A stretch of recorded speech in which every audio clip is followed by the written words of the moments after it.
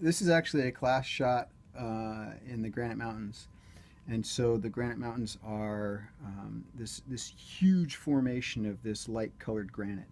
And the students then are all sitting um, in there and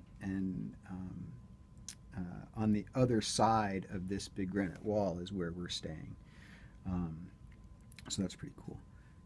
So this actually gives you a little bit of feel for what the habitat looks like. You know, there's no tall trees, but there's lots of low shrubs, um, and that's what's providing cover for the animals. Oh, so here's that snake, right? This is the sand swimming snake. It's tiny. That's an adult, and his head is right there. The student holding this snake was one of a number of students who's taken the class in part to get over their fear of snakes. So he's holding it. He's got it. Yeah. This one also is the same little snake, and this is the first time she's ever held a snake, and she's freaked out by it. But she got a whole lot better. It was good.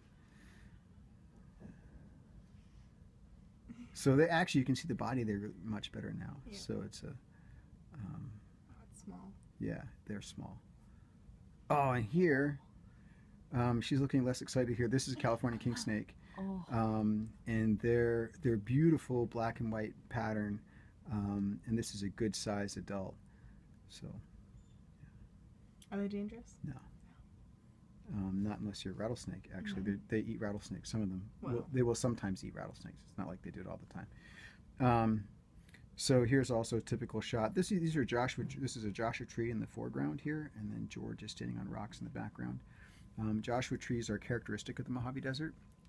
So anytime you see, and this happens a lot. So if you watch a commercial, a car commercial or something, and it's out in the desert, it's probably outside of LA. It's probably in the Mojave Desert. And if you see these Joshua trees, you know it's the Mojave Desert because that's sort of the defining vegetation for the desert. Desert tortoise. This is a federally endangered species, and we're very lucky when we see them. We've seen them on every single trip, actually. But this is a species that could go extinct in our lifetimes. So every time we see them, we go, okay, cool. We saw one. Hope we get to see one again. Oh, actually, I think he's feeding on something here. Yeah, he's picking. So there's little bits of vegetation here that he's picking up and eating. And actually, I say it is actually a male. You can see this little hook on the underside of his plastron that only males have it. They use it to flip other males over. We were headed to a site, and I actually drove over, straddled him, and was like, "Oh, there's a green rattlesnake!" And I pulled over, and Tim missed him, and so we went back and checked him out. And this was so this is the only time the class has ever seen this species. They're pretty cool.